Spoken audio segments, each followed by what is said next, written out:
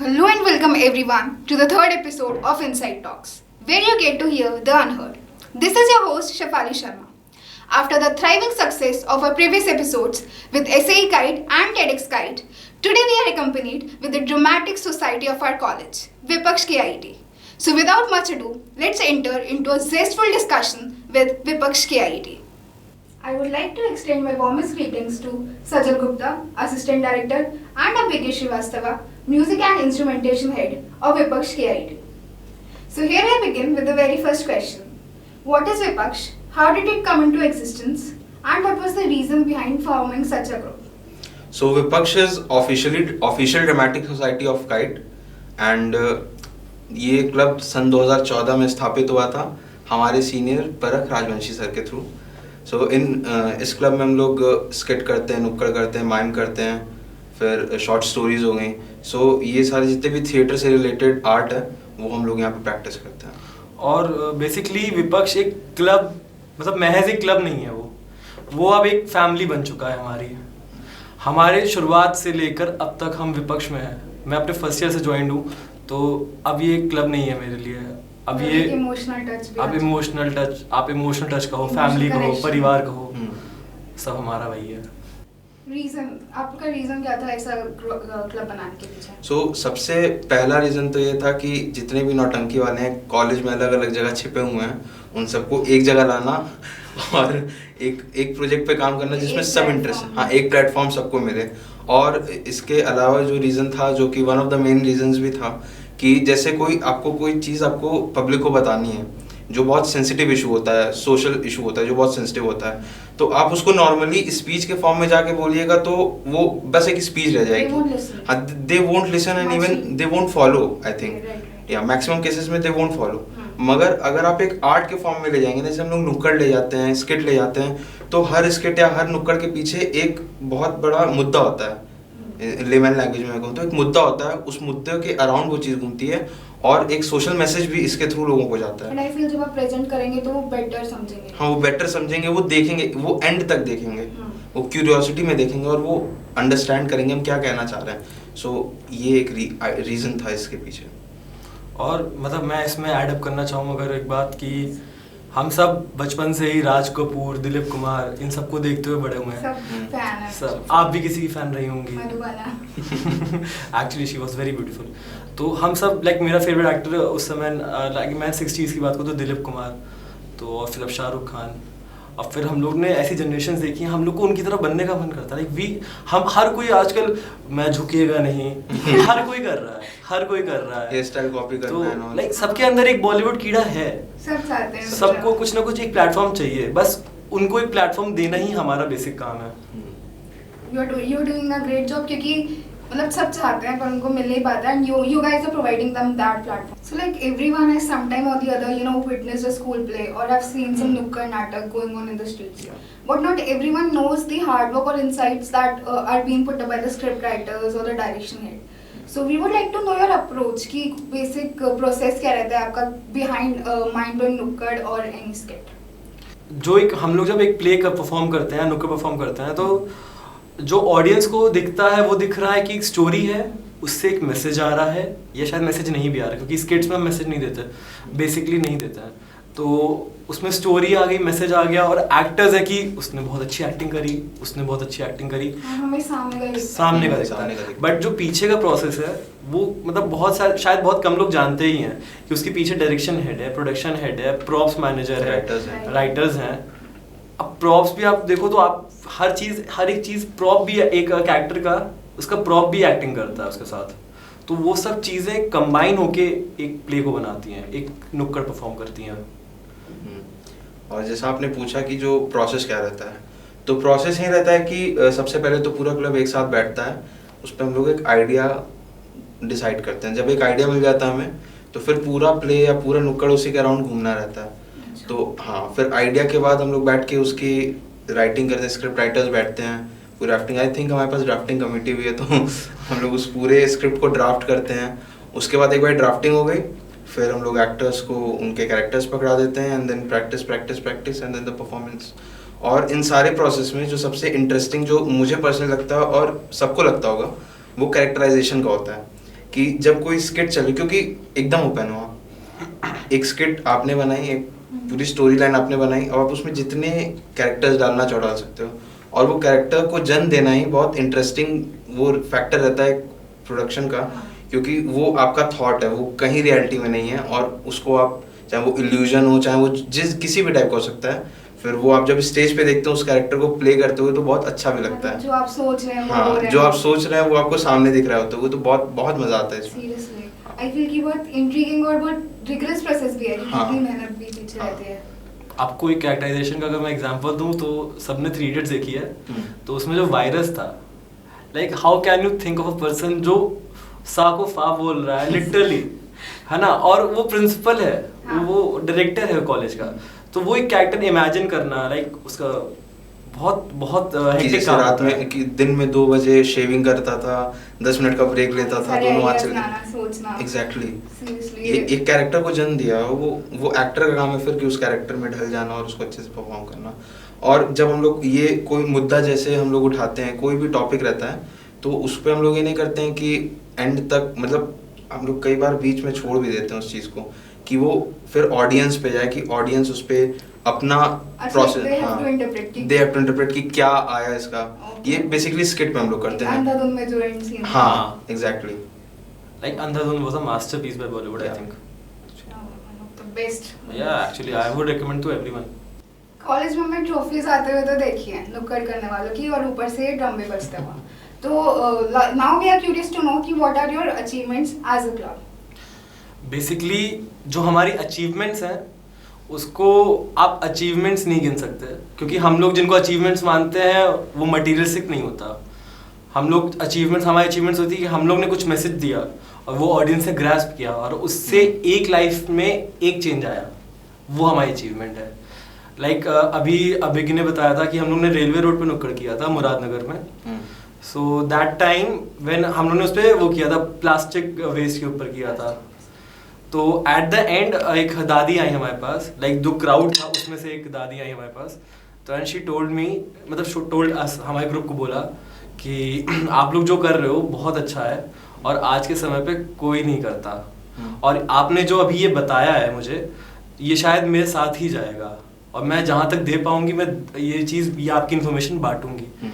तो ये अचीवमेंट्स है यार, लाइक मटीरियलिस्टिक ट्रॉफी मिल गई, सर्टिफिकेट्स मिल गए, क्या है वो हमारा, हमने जो काम किया, लाइक हमने जो मैसेज ड्रॉप किया वो ऑडियंस ने ग्रैस्प किया ना, वो हमारी अचीवमेंट है। वो मोमेंट बहुत इमोशनल, बहुत इवन ये एक चीज़ होती है ना कि आप कहीं भी जाते हैं तो यू नेवर लूज, ये एक माइंडसेट लेके हमारी टीम चलती है कि कहीं भी आप जा रहे हैं तो आप जीत रहे हैं या तो आप सीख रहे हैं।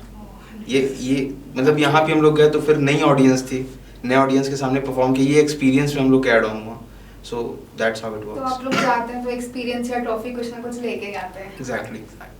Now that you guys have told us about your process and achievements, I am sure the college Janata out there and the newbies starting their college excursion, वो बहुत excited होंगे आपके क्लब में आने के लिए. So we would like to know your domains, whom do you hire, and qualities क्या देखते हैं आप, like when someone comes for recruitment. Like what I think, विपक्ष में आने के लिए आपको क्वालिटीज में कोई ज़्यादा वेरिएशन नहीं है। हम सिर्फ 2 क्वालिटीज मांगते हैं, एक आपका इंटरेस्ट जो आप हमें शो करोगे कि आपका हमारे क्लब में आने का है, और दूसरा है जज्बा कि आप आके उसको कंटिन्यू करोगे, और हमें बेसिकली कुछ और नहीं चाहिए। बाकी आपकी जो स्किल्स हैं, और स्किल्स नहीं भी हैं तो उतना फर्क नहीं पड़ता, क्योंकि हम लोग तो हैं ही ग्रूम करने के लिए। Skill is something that is developed. So आपने डोमेन्स की बात करी, तो we have various domains, like first of all we have writers, content writers, script writers, then direction heads, instrumentation and music, then media, we have social media, and then photography, editing. So ये सारे जो है ना, एक तरीके से कह सकते हैं कि ये एक बस और उसके चक्के हैं सब। और एंड सबसे इंटरेस्टिंग बात बताओ, मैंने एक्टिंग डोमेन का नाम नहीं लिया, क्योंकि जितने भी डोमेन्स में लोग काम करते हैं, या इसमें जितने भी लोग काम करते हैं सब एक्टर्स हैं। अच्छा। हाँ, जब भी कोई परफॉर्मेंस होती है सब उसके लिए ट्राई करते हैं, एंड एवरीवन इज एक्टर। ये एक्टिंग के अलावा उनका जो इंटरेस्ट है जो वो क्लब में कंट्रीब्यूट करते हैं, मतलब सब लोग सारे काम कर रहे हैं। हाँ सारे काम कर रहे हैं। तो आप लोग विपक्ष ज्वाइन करना चाहें तो आप लोग डेफिनेटली ज्वाइन कर सकते हैं। So audience, contact Abhidnya Srivastava for entry in विपक्ष की आएगी। मुझे भी कर सकते Definitely हो। some extra fees, but it's okay. Moving on, we have a very obvious question जो सबके दिमाग में आ ही जाता है कि why should a technical student pursuing engineering और pharmacy in the college should join your culture? अच्छा, हाँ, टेक्निकल क्लब एक्चुअली बहुत क्या बोलते हैं, बहुत ज़रूरी होते हैं एक स्टूडेंट की लाइफ में, जो मुझे लगता है। मगर कल्चरल क्लब्स भी उतने ही इम्पोर्टेंट होते हैं। आप टेक्निकल क्लब्स के थ्रू अपनी हार्ड स्किल्स को इम्प्रूव कर सकते हो, बट जो आपकी अदर स्किल्स है, जो सॉफ्ट स्किल्स हैं और जो आपके एक way of speaking presentation skills हैं, वो आपको एक कल्चरल क्लब देता है। आप टेक्निकल क्लब्स के थ्रू अपनी स्किल्स को सही करके आप जा सकते हो। आप एक जॉब के लिए, आप इंटरव्यू का टाइम चल रहा है इस समय, प्लेसमेंट का टाइम चल रहा है, तो आप अपनी स्किल्स को यूज करके, टेक्निकल हार्ड स्किल्स जिनको बोलेंगे हम लोग, अगर तो हार्ड स्किल्स को यूज करके आप वहां जा सकते हो, एग्जाम क्वालिफाई कर लोगे। But what about the interview? अगर आपको बोलने का, अपने आप को प्रेजेंट करने का तरीका ही नहीं पता, तो आप क्या करोगे? आप इंटरव्यू में ही रिजेक्ट हो जाओगे, तो आपकी सारी हार्ड स्किल्स 1 मिनट में बेकार है। That confidence and way of speaking, expressing. और आई थिंक ना कि जो लोग सोचते हैं कि अगर आप एक टेक्निकल डिग्री ले रहे हैं तो फिर एक कल्चरल क्लब में रहना बेकार है, टाइम वेस्ट है, वो एक मिथ है। और मैं अपने दोस्तों को देखता हूँ जो अभी किसी क्लब में नहीं है, not even technical, non cultural, तो उनकी लाइफ बड़ी बोरिंग सी मुझे लगती है। कॉलेज से हॉस्टल, हॉस्टल से कॉलेज, यही उनका प्रोसेस चलता रहता है। एंड इवन अभी जब मैं कल्चरल क्लब में आया, उसके बाद जो नेटवर्क बना, नेटवर्क बहुत इंपॉर्टेंट चीज़ होती है। अगर आप किसी भी इंस्टीट्यूट वगैरह में, तो जो नेटवर्किंग होती है कि जूनियर सीनियर, तो हाँ, it's very important, it's actually important. तो अभी रिसेंट का बात है कि कोई हमें कुछ इन्फॉर्मेशन चाहिए थी किसी चीज़ के रिगार्डिंग, जो सीनियर से चाहिए थी। तो मेरे ग्रुप में कोई मतलब क्लब में नहीं है, तो दे वर लाइक कि कहाँ से लेंगे। When they asked me, then मैंने तुरंत अपने सीनियर्स को कॉल किया and I got the information. So this is how it works. आपके कनेक्शन बनते हैं and even you alumnis you are connected with, so yes, it is important. Actually बोर्डने की बात बताऊं तो हम लोग अक्सर हम लोग सीनियर्स को बुला लेते हैं कि सर पार्टी चाहिए सर क्लब में, ये बहुत पार्टी चाहिए।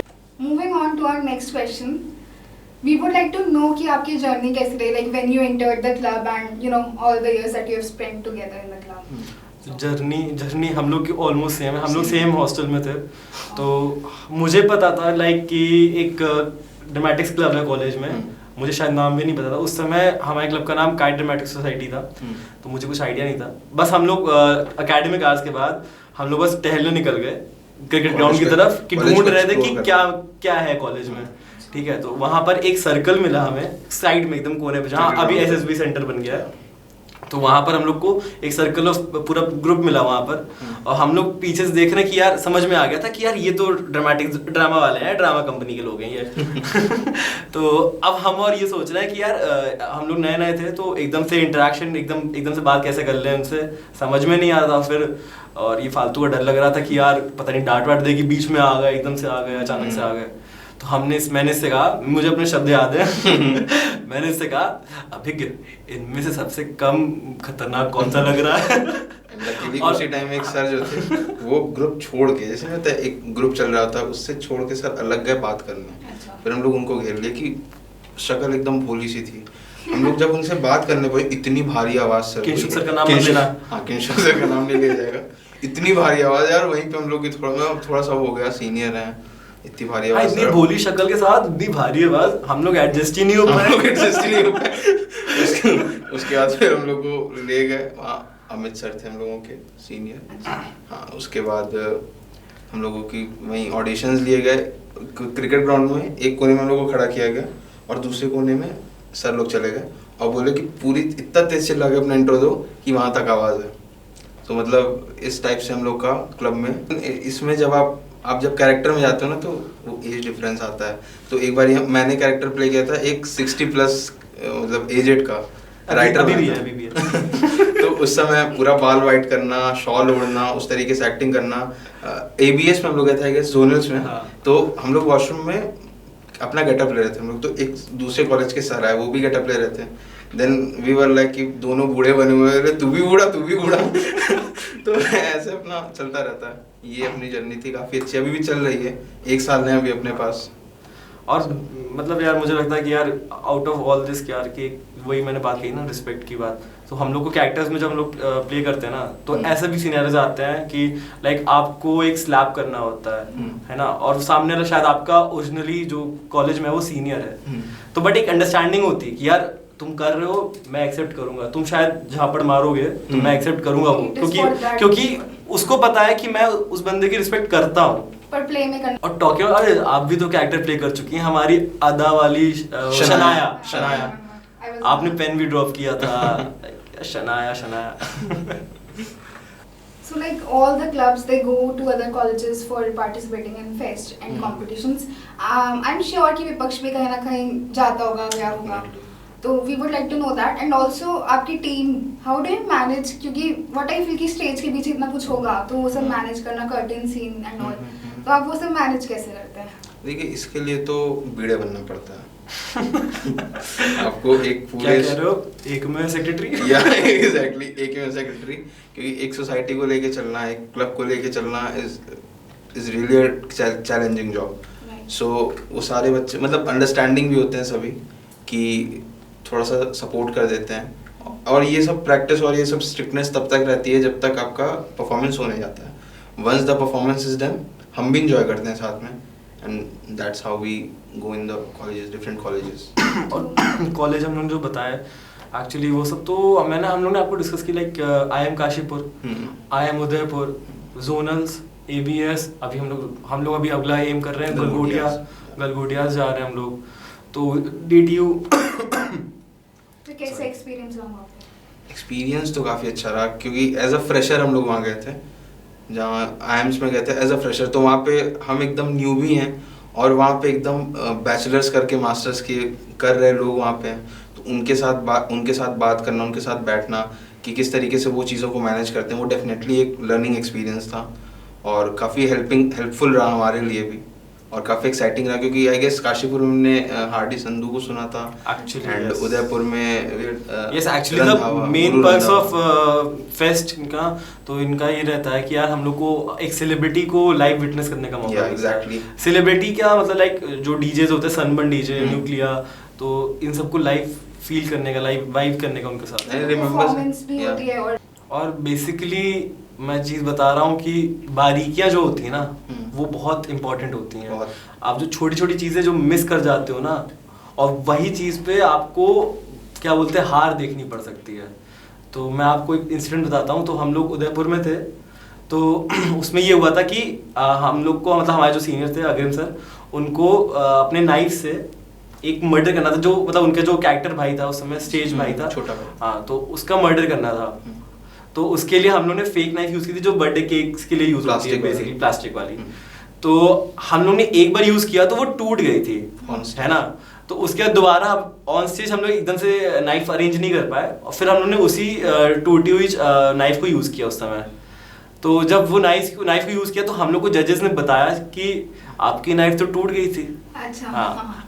तो आपका भाई कैसे मर गया, मर्डर कैसे गया। तो ये इतनी माइन्यूट सी चीज है। अब एक और चीज बता रहा हूँ कि मेरे ख्याल से इसका ध्यान भी नहीं दिया होगा, नहीं, ऑडियंस ध्यान नहीं देती है इन सब चीजों पे, पर जजेस नहीं। ऑडियंस बेसिकली वही मैंने कहा ना, स्टोरी मैसेज वही परसीव करती है। और एक बार ऐसे ही और हुआ था, हम लोग ने नारद बनाए थे अमित सर को, सेम प्ले में उसमें नारद बनाए थे, और पीछे हम लोग ने कृष्णा की फ्लूट चला दी थी। हम लोग को लगा यार, हम लोग ने इस बेस पे चलाया कि यार गॉड इज वन, क्या फर्क पड़ रहा है। बट जजेस ने इस पे सूदिंग और जो जज थे ना उस वाले में उस शो में, he was actually assistant director in My Name is Khan.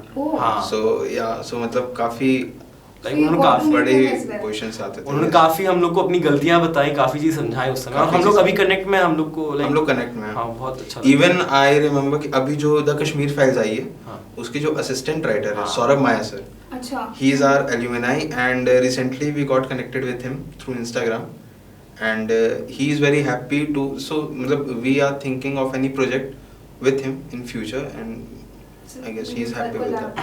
Yeah, collab कर सकते हैं। It was indeed a great pleasure to have you both over here, and thanks for sparing your valuable time. And today we got to know a lot regarding one of the most iconic clubs of KIT group of institutions. For more such videos, please subscribe. And if you want to know more about Vipaksh, you can definitely follow us on Instagram. Stay tuned. All the best for your future endeavors. Thank you.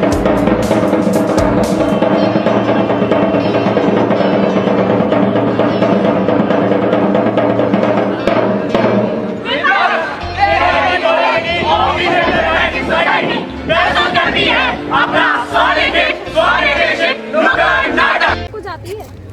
इस बार नुक्कड़ बोलना है।